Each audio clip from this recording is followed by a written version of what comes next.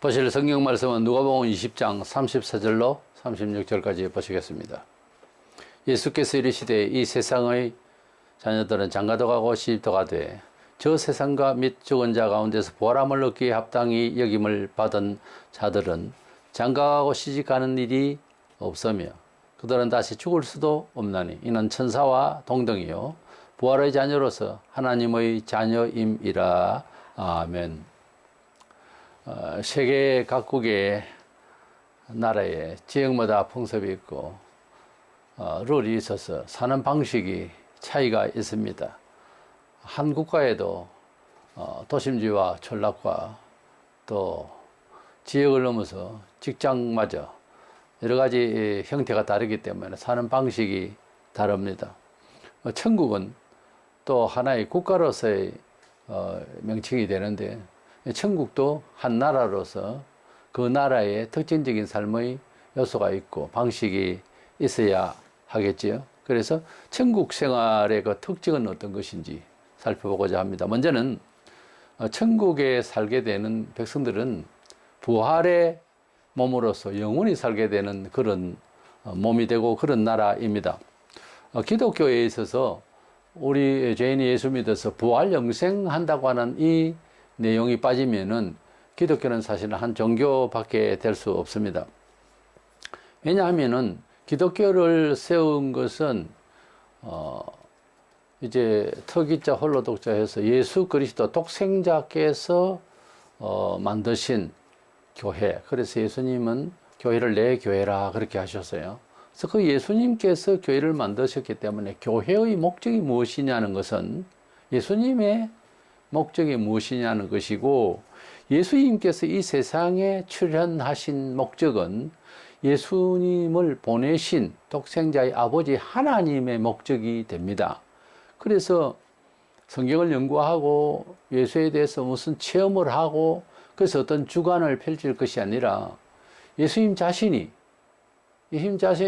어떤 논을 펴나는 것이 아니라 예수님 자신의 인생을, 존재의 이유를 말씀하셨어요. 여러 군데 말씀하셨는데 종합적으로 요한복음 6장 40절에 내 아버지의 뜻은, 하나님 아버지의 뜻은 아들을 보고 예수를 보고 믿는 자마다 영생을 얻는 이것이니 마지막 날에 내가 이를 다시 살리리라 하시니라 그랬어요.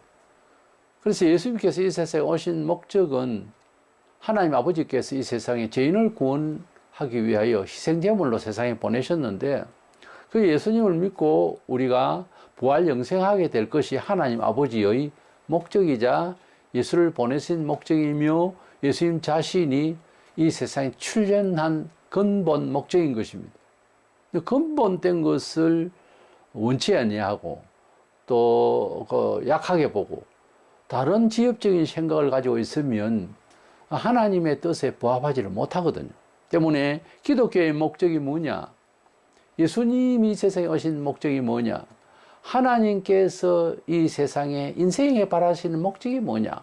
이렇게 되는 겁니다. 그것은 죄인이 예수 믿어서 부활 영생하게 되는 것이다. 기독교가 부활 영생을 빼놓고는 무슨 이야기를 해도 안 되는 겁니다. 독일의 신학자 불트만 같은 경우에 석학자입니다. 아주 학습을 많이 하신 분이고 연구를 많이 한 분입니다. 결론은 육신의 부활을 부인해요. 많이 배운다고 해서 또 많은 책을 읽고 근데 학습량이 많고 또 책을 많이 읽었네, 가졌네, 자랑질을 할 것이 아니고 예수님 자신의 말씀대로, 사건대로, 성경대로 믿는 것이 중요합니다. 근데 그게 믿는 것이 사람의 합리적인 생각으로 100년을 공부해도 안 돼요. 성령님의 감화 감동으로 우리 사람 편에서는 우리 육신적인 생각이 부서지고 회개가 되어지고 겸손해야 되는 것입니다. 요한복음 11장 25절 6절에 예수께서 이르시되 나는 부활이요 생명이니 나를 믿는 자는 죽어도 살겠고 무릇 살아서 나를 믿는 자는 영원히 죽지 아니하리니 이것을 네가 믿느냐? 우리 예수님께서 여러 차례 말씀하셨습니다만 부활이요 생명이라고 그랬어요. 그 예수님을 믿으면서 부활 영생과 천국의 생각이 별로 안 난다. 교회 생활을 하면서. 그러면 소망이 없어서 참 죄 많고 짓궂은 세상에 살면서 힘들면 좌절이 되죠. 그러나 천국이 나의 본향이다 생각하면 희망이 생기고 그래도 슬픔 가운데 기쁨을 찾아낼 수가 있습니다. 그래서 예수님을 믿는 것은 바로 천국 생활은 부활 영생하게 될 그날이 있기 때문에 그래서 우리가 소망이 있는 거예요. 사도 바울은 예수를 만나기 전에 유대교 율법사로서 아주 철저하게 자라서 그리고 교육하던 사람입니다. 종교인이자 종교철학가입니다. 그가 예수님을 핍박하고 예수 믿는 자들을 잡아넣고 뭐 이렇게 하는 가운데에 다메섹 도상에서 예수님을 만나서 공중에서 나타나신 예수님을 만나서 돌변했습니다. 그가 변한 후에 여러 간증이 있는데 빌립보 3장 10절 11절에 내가 그리스도와 그 부활의 권능과 그 고난의 참여함을 알고자 하여 그의 죽으심을 본받아 어떻게 해서든지 죽은 자 가운데서 부활에 이르러 하노니. 사도 바울이 무슨 새로운 종교의 명성을 얻고자 한 것이 아니라 사도 바울은 가만히 두면 세상 그저 명예롭게 잘 살다가 갈 뻔했던 사람입니다. 원래 이름이 사울입니다. 이스라엘 첫째 왕이 사울이죠. 그 아버지 되는 사람이 아주 돈독한 유대교 신자였고 집안이 아주 빼대 있는 집안이라고 볼 수 있습니다. 근데 그가 예수님을 만나서 사실은 세상 것을 다 버렸다고 그렇게 말하고 있고 그런 사람이 그러면 무슨 목적에 예수 그리스도의 부활을 확신하고 자기가 부활 영생하게 될 것을 확신하기 때문에 그랬던 것입니다. 그래서 그가 많은 노력을 하고 정말 필요한 노력을 하고 결국 순교를 로마에서 당하고 말았는데 그가 가지고 있는 목적의식, 인생관, 그것은 어떻게 해서든지 어찌하든지 죽은 자 가운데서 부활하려고 하는 것이다. 뭐 그걸 못 믿어서 애를 쓴다기보다 그렇게 간절하다는 거예요. 사도 바울이 우리가 사도 바울을 연구할 때 뭐 정치적으로 이해하려고 하고 문화사적으로 뭐 바울이 어떻게 했니 저떻게 했니 그러나 성경 전체가 다 그렇지만은 예수님이 기독교를 세우고 바울이 전파했다 할 정도로 바울은 대단한 인물입니다. 신학적으로 연구 대상이 되는 거예요. 벌써 신학적 대상을 넘어서 있는 사도지만은 적어도 신학적으로 이제 뭘 정리를 하려면 사도 바울이 기록한 로마서부터 시작해서 이것을 연구하지 않으면 안 되는 기독교입니다. 변증적으로 볼 때 그만큼 대단한 사람인데 그의 인생의 소망, 압축해서 삶의 목적이 부활하기 위해서 산다는 거예요. 존재의 가치를. 그만큼 기독교는 부활을 말하지 않으면 안 된다는 거예요. 우리 기독교는 성경을 기초로 해서 신앙을 가집니다. 보통 이제 세계적인 종교라면 경전이 있죠. 경전이 없는 종교는 미신이죠. 사실은 근거도 없이 일단 경전이 있는데 경전이 그 가치를 또 평가해야 될 것 아닙니까? 그래서 그렇게 대단한 바울은 신약 절반을 기록할 정도로 그렇게 할 말이 많고 그렇게 똑똑하고 유식하고 하나님의 성령의 감동을 받아도 학습량이 부족하면 쓰기에 좀 곤란하잖아요. 베드로도 3년 동안 배웠지만 베드로 전후서 정도 썼고요. 그런데 사도 바울은 정말 대단한 내 자체가 하나님과의 관계의식이 종교 철학으로 아주 충만했던 사람입니다. 당시에는 유대교가 외식적이고 비록 그랬다 하더라도 유대교 철학에 대단한 사람이에요. 그리고 헬라 문화에도 아주 잘 아는 그런 능통한 학문에 능통하고 세상의 이치에 능통한 사람입니다. 그런 사람이 예수를 믿고 돌변을 딱 하니까 성령의 감화 안에서 변화를 받아서 주된 목적이 뭐냐면 부활이었어요. 그래서 부활을 전가하지 않으면 할 게 없다는 거죠. 전할 내용이. 사도 요한은 요한일서 3장 2절에 사랑하는 자들아 우리가 지금은 하나님의 자녀라 장래에 어떻게 될 것은 아직 나타나지 아니하였으나 그가 나타나심이 되면 우리가 그와 같을 줄을 어떻게 부활의 몸으로 주를 아는 것은 그의 계신 그대로 볼 것을 인함이니. 사도 요한은 12제자로서 바울과 좀 다른 표현을 했잖아요. 주님을 본 사람이고 부활의 주를 본 사람이에요. 그러니까 그 부활의 주님을 내가 부활해서 그 몸과 같이 되어서 우리도 그와 같을 줄 우리도 그렇게 부활해서 만나게 될 것이다. 사도 요한이 거의 100세를 살면서 그가 외치고자 한 것은 예수 그리스도의 부활과 우리가 그렇게 부활될 것을 바라면서 하나님 나라의 영원한 나라에서 영생하게 될 것을 소망을 안고 그렇게 전파한 것입니다. 그리고, 이제 12사도 중에 가룟 유다가 예수를 은사비신에 팔고 배신을 하고, 나중에는 뭐, 극한 그런 반성이라고 봐야죠. 그래서 큰 후회가 돼서, 목매달가지고 자살을 해버렸는데, 그가 죽고 난 뒤에 이스라엘 백성들은 12지파, 12사도 어떤, 단체의 완벽수를 12로 봅니다, 그들은. 그래서 뭐 정서상 그랬는지 모르지만은 하나님의 거룩하신 어떤 의미가 충만하기 때문에 11사도로서는 움직이기 그렇고 한 사도를 더 첨가해서 12 조직수를 만들자 이래가지고 사도행전에서 기도 가운데 그들이 이제 의논을 했습니다. 그때에 사람 하나를 더 붙이기 위해서 하나를 뽑는 이유는 이렇게 말하고 있습니다. 사도행전 1장 22절에 예수의 부활하심을 증거할 사람이 되게 하려 하여 그랬어요. 이 12 중에서 유다가 빠지고 한 사람 더 채우기 위해서 그 한 사람을 부르는 것은 예수 그리스도의 부활을 증거하기 위해서 사람을 부른다는 거예요. 채운다는 거예요. 그러니까 기독교의 목적이 뭐냐 하면은 죄인들이 예수를 믿어서 영생 부활하게 하기 위한 단체라는 거죠. 부활은 드라마틱한 이야기가 아니고 이것은 다큐라게 실제적으로 사람이 부활을 해야 된다는 거예요. 이제 안 믿는 사람 부활이 뭐냐? 부활해가 뭐 할래? 뭐 별소리 다 합니다. 근데 부활을 해서 생명의 부활을 받지 않으면 지옥을 가게 되니까요. 인생이 태어나면 존재하기 그때부터 시작해서 천국이냐 지옥에는 주고 사는 겁니다. 세상 사람 천지도 모르고 살지만은 뭔 교육을 하고 산다고 바쁘고 잘 먹고 잘 살기 위해서 남에게 빼앗고 다 해도 천국과 지옥을 놓고 있다니까요, 사람이. 그게 문제 해결이 안 되면은 삶의 의미가 아닌 거예요. 없어요.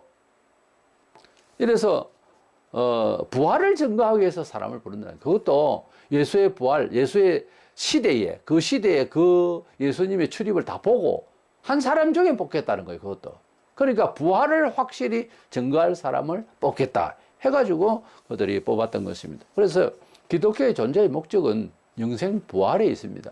그 말이 우리 성도들의 대화 중에 어떤 소통의 가치 중에 어떤 삶을 이겨나가는 데 있어서 힘의 중요 요소가 부활 영생입니다. 그 부활 영생에 대한 말이 서로 없고 그런 찬송이 없고 그런 언어에 대해서 희열이 없으면 문제가 심각한 신자입니다. 아예 처음부터 부활에 대해서 아예 개념이 안 되는 사람도 있다고요. 부활 영생을 생각하면은 사실은 아무 걱정이 없잖아요. 죽어도 부활이라 이거예요. 그 부활 영생을 크게 가슴에 안지 않으면은 기독교 생활하기 어렵습니다. 이 세상은 이미 물질주의가 되어 있고 과학주의가 되어 있어요. 그래서 과학적인 이런 여러 방편으로서 AI 시대에 그게 이제 의존을 하려고 그래요. 사람 정서는 다 버리고 도덕성도 없고 기계가 뭐 도덕성이 있어요. 이렇게 살면 영혼이 망가집니다. 존재감이 없어져요. 사람보다 귀한 게 없다니까요. 아무리 사람이 무엇을 만들어도 과학적이고 수학적인 기계가 빠르죠. 그러나 정서라는 게, 눈물이라는 게 없어요, 거기에는. 지구 끝까지. 그러니까 너무 미쳐버리고 그걸 의존하면 안 된다, 이 말이에요. 필요에 의해서, 지식적인 것, 데이터, 이런 것은 조금 볼 수가 있죠. 그러나 그거보다 더 중요한 목적의식이 분명해야 되는 거예요. 그보다 더 중요한 인간관계의식을 더 가져야 되는 거예요. 그래서 이 사도들이 한 사도로 빠진 12명의 멤버 중에 하나를 더 넣는데 하나 빠졌기 때문에 그 부활을 위해서 부른다 그랬어요. 두 번째 생각은 천국은 부활 영생하는 곳이면서 동시에 그런 몸으로 살기 때문에 지상의 가족적, 혈육적 이런 개념이 없는 곳이에요. 대신 백성의 개념은 있어요. 천국 백성의 개념이 있어도 천국의 가족이라 하면 전체 한 가족이지 혈육의 가족 개념이 없어지는 곳이에요. 본문 36절에 부활 성도들은 천국의 천사와 부활한 동등하다. 그래서 천사와 같은 존재, 천사는 결혼하는 게 아니잖아요. 남자와 여자 말을 할 수가 없어요.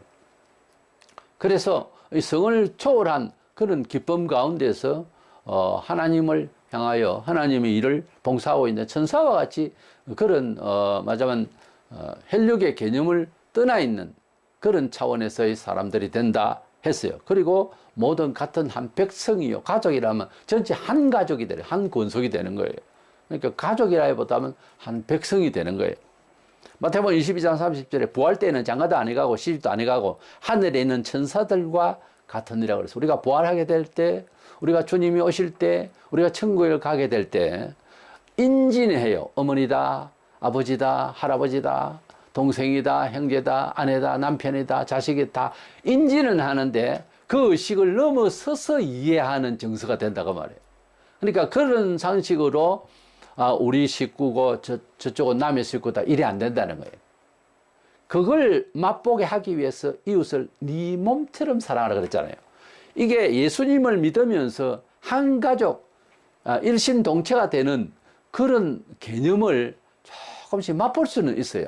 완전한 천국이 아니기 때문에 그렇지만은 성경을 자세히 보면은 천국형 정서를 원해요. 그걸 맛볼 수 있는 걸로 되어 있어요. 그래서 이게 너무 넘치면은 혈육적 관계에 대해서 아직까지 도덕이 필요하고 법이 있고 한데 그걸 무시해서 뭐 마음대로 살고 윤리 없이 살고 이러면 곤란하지만은 지상에서 우리가 육신이 아직 부활하기 전까지는 불신세계도 있고 거기에 대한 덕을 위해서도 그렇고 질서가 있고 윤리가 있고 법이 있는 거예요. 그러면서도 마음으로는 우리가 그리스도 안에서 사돈의 팔천다는데 형제 자매 그러잖아요. 약간의 그런 천국형 정서를 나누고 있어요. 그리고 도저히 벽이 두껍고 소통하기 어려운 사람도 그리스도 안에서 만나게 되면은 혈육의 이런 그 조건을 넘어서는 형제와 자매가 되는 것을 우리가 느낍니다. 천국은 아니지만은 천국을 맛볼 수 있는 기회는 있는 거예요. 그렇게 장 살면 불신세계도 있기 때문에 오해를 하는 경우도 혹 발생하니까 조심스럽죠. 아직까지 육신이 있는 동안은 윤리와 도덕이 지켜져야 되고 내 마음은 그렇게 사돈의 팔천도 아닌 사람을 형제보다 더 사랑할 수 있는 그런 이제 사랑이 있고 그런 이해로 소통하고 할 수 있으면 하는 것이 기독교인의 말하자면 중심인 것입니다. 그래서 그것을 다른 말로는 사랑이죠. 이것은 세상에서 말하는 그런 사랑, 개인적인 소욕의 사랑이 아니에요. 이래서 하나님의 나라에 가게 되면, 우리가 부활해서 가게 되면 천사와 같이 되어서 그런 육적인 개념에서의 어떤 혈연관계라든지 그런 상대적으로 또 남이 있고 그런 게 아니라는 거죠. 모두가 다 한 행기고 또 한 몸이 되어서 그런 혈육적인 관계, 그런 정서가 아예 완전 사라집니다. 사라지고 천국형 정서라고 해서 나쁘냐? 그게 아니고 더 환희스럽고 더 좋습니다. 이런 점을 이제 지상에서 조금씩 경험을 하게 됩니다. 지상에서의 혈육의 관계와 도덕과 윤리와 이웃과의 관계가 분명히 설정이 되어 있고 있습니다만은 그러나 조금씩은 그것을 알 수가 있습니다. 예수님께서 마태 12장 50절에 누구든지 하늘에 계신 내 아버지의 뜻대로 하는 자가 내 형제여 자매여 모친이니라 하시더라 그랬어요. 그렇죠? 예수께서 우리에게 가족의 개념을 예수 믿으면 좀 다르게 가질 것을 암시한 겁니다. 누가 내 부모며 내 형제냐 자매냐, 그거는 그 집안에 성실을 가진 또 그 집안의 혈족이 뭐 그 집안의 혈육이고 그리고 형제고 모친이고 그렇겠지요. 그러나 예수 안에서 예수를 믿으면은 윤리적 도덕적 이런 선을 넘자는 것이 아니라 그리스도 안에서 우리 마음에는 이미 형제 자매 그렇게 하잖아요. 전혀 남인데 성도 다른데 형제님 자매님 그렇게 지금 부르고 있잖아요. 천국형 사고를 우리에게 주셔서 그래요. 그래서 남의 집도 남의 집이 아니요 내 몸과 같이 성결해 했으니 또 집안의 혈육의 부모가 아니라 그리스도 안에서 저거는 그리스도 안에서 연배되신 분 형님이고 더 위에 분은 어른은 또 아버지가 되고 할아버지가 될 수가 있다는 거죠. 그리스도 안에서 아무 부담 없이 형제라고 하잖아요. 아무 부담 없이 아버님 이래 할 수 있어요. 그리스도 안에서 이렇게 되어지는 것이 나중에는 완전히 이제 그렇게 하고 싶어 그 마음 그대로 천국에 가면 완전히 인지는 하는데 모두가 다 천사와 같이 동등하게 된다. 시집장가 가는 그런 정서가 아니라는 거죠. 더 아름답고 교회에서 그런 아름다운 소리를 듣고 소리를 하잖아요. 지금도 이제 그 천국이 그렇다는 거죠. 인지는 하는데 이 사람이 우리 아버지고 이 사람은 남이다. 그렇게 안 된다는 거지, 천국에서. 완벽하게. 그 다음에 세 번째 천국은, 일이 없고 행복만 충만한 곳입니다. 우리 지상에서, 뭐, 고생 끝에 낙이라고. 그런데, 이제, 가령 뭐, 아파트에 15평짜리에서 30평짜리로 가면, 이제는 행복 시작이다. 뭐, 그런 말도 하게 되고, 기뻐하죠. 얼마 안 가서 50평을 바랍니다. 그게 사람이에요. 지상에서 경험을 하지 못한 사람들은 신비로운 어떤 지역이나 어떤 상품이나 사람조차 경험을 하고 한 번 경험, 두 번 놀러 가보고 그 자리 참 좋더라. 세 번째 가면 좀 덜 감동돼요. 10번 가보세요. 별 의미가 없습니다. 그 동네 사람들은 아무 의미 없고 여행객들한테 장사하고 있어요. 아무런 감흥 없는 사람이에요. 세상 일이라고 하는 것은 경험하면 두세 번 지나면은 아무런 감동이 없어요. 권태롭다니까, 나중에는 뚱뚱하게 싫어져요. 그거 보세요. 세상에 화려하고 세상에 궁금하고 경험하고 나면 아무것도 아닌데 총체적으로 잘 살고 잘 먹고 아주 최고의 자리에 있고 그렇게 임금이 되고 하고 싶다 해본 사람이 있다니까요. 솔로몬은 정말 전무후무하게 화려하고 너무너무 진짜 금덩어리 속에 살았어요. 근데 헛되고 헛되며 헛되고 헛되니 모든 것이 헛되다. 살아보니까 아무것도 아니라는 거예요. 모세 같은 경우에 그때 당시에 뭐 100세를 넘은 것도 오래 사는 겁니다만 120 살았습니다만 그가 말하기를 평균적으로요 인생 70이요 길면 80이라 그랬어요. 7, 80년 생애 동안 수고와 슬픔 뿐이지 그 수고하고 그 슬픔 속에서 이겨내고 한 것에 비해서 행복은 아주 짧아요. 우리가 그 경험을 하잖아요. 그래도 돈을 많이 가지고 돈이 많으면 먹고 죽고도 싶다. 이런 말을 하지만 돈을 많이 가진 사람들이 이 얘기를 들으면 그렇게 말 안 해요. 솔로몬만 아니라 별거 아니라는 거예요. 별거 아니라는 거예요. 돈 많이 가져도 마음이 불편하다는 거지. 어떻게 하면 마음이 편하겠습니까? 200억대를 가진 연예인이 점장에게 하는 말 듣고 어떻게 하면은 내가 마음이 편하겠나? 돈을 그렇게 많이 가져도 70이 가까운 사람이 그냥 장가 가려고 그렇게 하는 프로그램이 있었죠. 돈이 많다고 해서 행복한 거 아니잖아요. 있는 것을 어떻게 하면은 만족하고 감사할 것인가 그 방법을 잘 찾아서 하면 그만이잖아요. 세계적으로 가장 행복감을 누리는 사람 몇 차례나 방글라데시나 못 사는 동네에서 오히려 행복하다는 수치가 있었어요.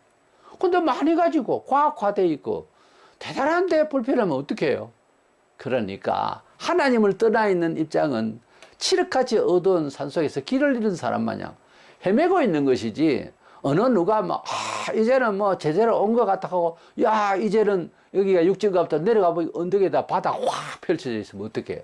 그러니까 길을 찾고 찾고 또 잘 찾았네 어쩌네 하는 학문적인 이야기 경험적인 이야기 할수록 우습게 되는 거예요. 이 세상 일은 정말 맹인처럼 헛짚고 있는 것이니까 하나님을 만나서 생명의 빛을 받아야 눈을 뜨는 겁니다. 그래서 우리는 성경상 사실은 죽어있는 영혼으로 되어 있어요. 근데 예수 안에서 거듭난다, 산다고 그랬어요. 그러니까 살기 전에 하는 짓은 사람으로서는 저렇게 할 짓이 아닌데 싶어도 이성 없는 짐승처럼 사는 게 인간의 본성이에요. 누가 누구를 탓할 입장이 아니에요. 똑같습니다. 그래서 성령께서 인도하시고 지각 주시고 하나님 나라의 백성답지 않으면은 삶이라는 게 참 허무할 뿐만 아니라 악하다 못해 심판을 받지 않으면 안 되는 그게 지구촌의 삶이에요. 어느 나라 어느 조직의 문제가 아니라니까요. 그런데 하나님의 나라에는 너무 행복만 충만하고 권태라는 것이 없습니다. 이게 좀 다릅니다. 모세는 시편 90편 10절에 우리의 연수가 70이여 강건하면 80이라도 그 연수의 자랑은 수고와 슬픔뿐이요 신속히 가니 우리가 날아가나이다. 신속히 간다. 참 인생 빨리 갑니다. 10대에는 나이 좀 더 들어 보이고 싶어가지고 나이도 속이기도 하고 뭐 20대 되고 싶어도, 그래 20대 되고 나면은 30대 되고 싶고, 그러다 나중부터 나이 더 먹으니까 싫은 거야. 그래서 나이를 잡고 이제 60, 70 이제 가면 속이고 싶어. 더 어리게 보이려고. 그게 인간의 인생은 그렇게 쏜 화살처럼 그렇게 빨리 날아갑니다. 그 김동길 씨 그랬죠. 뭐 50대, 60대까지는 그냥 가는 거 한데 70대부터 달력을 넘길 때 금방 가는. 80 가면 하고 어제 오늘 내일 뭐 이렇게 빨리 가더라. 그러니까 우리가 저도 70이 넘었는데 삶을 살아보니까 시간이라는 개념이 또 물질같이 많았다가 적었다가 그렇게 되는 것 같아요. 같은 시계가 돌아갔는데도 젊은 날에는 그렇게 천천히 가던 시계가 지금은 그렇게 빨리 도는 것 같습니다. 조금 전에 9시였는데 벌써 오후 3시가 이렇게 되는 거예요. 그러니까 조금 전에 뭐 정월이라 했는데 지금 벌써 6월달인가? 그렇게 빠릅니다. 그렇게 빨리 흘러요. 인생은 그러면서 그 속에서 수고와 슬픔뿐이죠. 그러나 천국에서는 수고와 슬픔이 없습니다. 수고도 없고 슬픔도 없어요. 천국은 일하는 곳이 아니에요. 천국은 은혜만 충만해요. 얼마나 지상에서 그런 걸 바랍니까? 놀고 먹기를 바라고. 근데 놀고 먹으면 권태로워서 힘들어요. 뭔 일을 하고 있어야지. 안 그러면 즐거움이 또 없어요. 권태로워진다니까, 노는 것도. 근데 천국은 일이 없어요. 그러면서 너무 기뻐요. 우리가 지상에서의 정서라고 하는 것은 어떤 일을 하고 투자에 대한 가치를 볼 때에 즐거워하는데, 천국은 그런 곳이 아니고 그냥 은혜가 충만한 곳이에요. 그 은혜에 충만한 것을 지상에서 맛볼 수 있어요. 로마서 4장 6절에 일한 것이 없이 하나님께 의로 여기심을 받는 사람의 복, 다른 번역에는 행복이라서 행복에 대하여 다윗이 말한 바 그런 말을 해요. 그것도 다윗이 말했다고 그랬어요. 구약시대. 일한 것이 없이, 그러니까 어떤 조건적으로 열심히 일을 해라. 그래야 인생을 바로 사는 거다. 성실해라. 착해라. 여러 조건이 있어요. 뭐가? 행복하기 위해서. 근데 천국에는 그런 조건으로 행복한 것이 아니라는 거죠. 그것을 맛보았어요. 뭐로요? 우리가 돌을 닦고 우리가 착해야 되고 우리가 뭘 어떻게 해야 구원을 받는 줄 알고 이런 율법적인 그런 구원론이 있어요. 지금도 교회 안에서 그런 소리를 해요. 근데 우리가 예수님이 우리의 죄를 위하여 십자가에 돌아간 것을 믿으면은 속죄를 얻어서 어느부터 책임을 받아서 천국을 가게 된다고 하는 것이 기독교예요. 그것을 우리는 경험들 했어요. 그 경험된 기쁨이 참말 속에서 불릴 듯이 일어나면요, 너무 기뻐서 정말 일을 할 생각도 없이 기뻐서 찬송하면 박수치고 펄떡펄떡 뛰어다닙니다. 그런 경험을 심하게 하는 사람도 있어요. 너무 기쁘니까 늘 항상 기쁨의 얼굴을 막, 오만 가지 고통이 많은 세상에서 여러 사람에게 기쁨의 얼굴을 막 보이는 거예요. 어떻게 보면 그리스도인의 얼굴은 하나님의 나라의 기쁨을 일하지 않고 은혜만 되는 그 기쁨을 체휼해서 만난 사람의 얼굴이어야 하기 때문에 어두우면 안 됩니다. 맞죠? 논리적으로. 하나님의 나라의 백성은 지상에서라도 심각한 일도 있고 고민할 일도 있지만은 항상 대할 때에는 얼굴에서 밝아야 돼요. 뭐가 좋은 일이 있습니까? 그렇게 얼굴이 밝습니다. 이런 소리 한번 들어봤습니까? 무슨 고민이 그래 많노? 이런 소리를 서로 많이 하지. 우리 그리스도인은 얼굴이 밝아야 합니다. 설명할 수 없는, 말로서도 다 못할 하나님의 나라의 영생의 부활의 그날이 좋아서 기다림에 정말 간절해서 얼굴에서 그 기쁨이 있는 겁니다. 마치 합격을 하고 회사에 입사를 기다리고 있는 사람의 얼굴은 우울하겠어요? 촌에서 서울로 여행을 가게 될 때, 그것도 어린이들이, 청소년들이 맨날 며칠을 잠도 제대로 못 자고 드디어 가는 날 입구에 있으면 얼굴이 밝지요. 그렇죠? 엊그제까지 친구와 싸우더라도 그 친구를 용서해 주게 되는 이상한 마음이 들어요. 천국의 마음을 깊이 가지면, 뜨겁게 가지면 그렇게 되는 거예요. 웬만한 것은 이제 무마해 줄 수 있는 정서가 그렇게 움직여요, 사람은. 그죠? 천국의 영을 받아도 그렇다 이 말이에요. 그래서 하나님의 나라에 가면은 지상에서 잠시 예수 믿고 처음 더 많이 은혜를 받는데 그런 기쁨이 충만한 아무 일도 없이 기쁜 거죠. 성령께서 예수 그리스도를 믿음으로 말미암아 죄를 걷어내니 우리의 마음속에 하나님의 기쁨으로 하나님 나라로 성령으로 충만한 거예요. 평강으로 충만한 거예요. 너무 좋아가지고 그래서 그 마음으로 어떻게 할 수가 없어서 나가서 예수 믿으세요. 기쁩니다. 구원 받습니다. 막 이러고 하는 것이 전도예요. 그래서 천국에 가면은 꼭 그때 그 순간처럼 된다는 거죠. 뭐 일을 하자는 게 아니라 일도 없고 구경할 게 더 많아서 일할 게 없다니까요. 붕붕 날아다니듯이 다닐 건데 그 차량이 필요가 없어요. 그래서 뭐 기름 떼고 가스 떼가지고 차 가고 비행기 타고 하는 게 아니에요. 그냥 몸이 갈락하면 가는 거예요. 그러니 뭐 어쩌라고. 그 행복하지 않다고 할 수가 있습니다. 계속 무한대로 행복한데.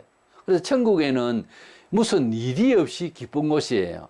그것을 예수 믿고 깨달아야 됩니다. 먼저 이 지상에서나마 어떤 내가 하나님 앞에서 용납될 어떤 행동이나 말이나 태도나 무슨 도덕적인 어떤 무엇을 통해서 구원받는 것이 아니었고 주님이 날 위해 먼저 돌아가 주셔서 다 속죄하셨고 부활하셨고 그래서 그것을 믿으니까 성령께서 나를 거듭나게 하시고 하나님 나라에 대한 희망의 이 소망의 메시지를 들을 때마다 기쁘고 이래서 주일날 앉아서 다른 사람 돈 번다고 일을 하는데 왜? 행복하기 위해서도 안 해나. 근데 우리는 일을 안 하는데 기쁘다는 거지 지금. 그러다가 11조와 헌금과 세상 사람들 볼 때는 돈 내게까지 돈 내면서도 자기들 볼 때는 손해죠. 그러면서 기쁘다는 거예요. 이해합니까 불신자들이? 이 말을 이해를 못해요.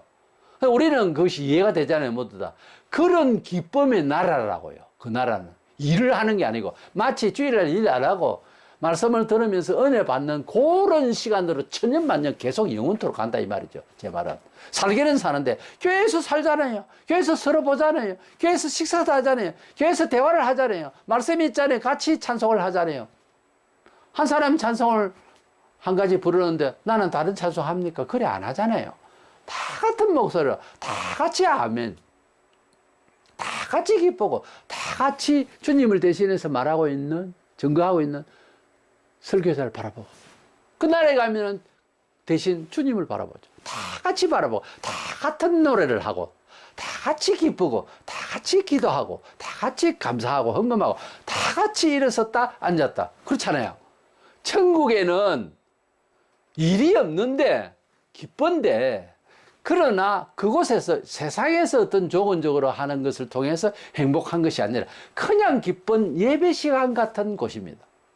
그래서 예배를 싫어하면 천국에 갖다 놔도 재미가 없을 겁니다.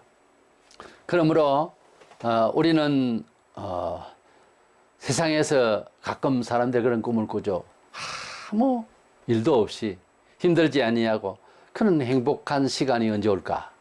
천국에 있습니다. 천국에 가면 그런 정서로 살게 되니까 예수 믿어서 영생부활 얻어서 영원토록 행복한 천국에서 살 수 있도록 아직 예수 믿지 않는 사람은 꼭 믿어서 이 기쁨을 지상에서 한번 경험들 하시고 주 안에서 아무 걱정 없이 하나님 나라를 소망하는 저와 여러분 되시기를 주의 이름으로 축원합니다.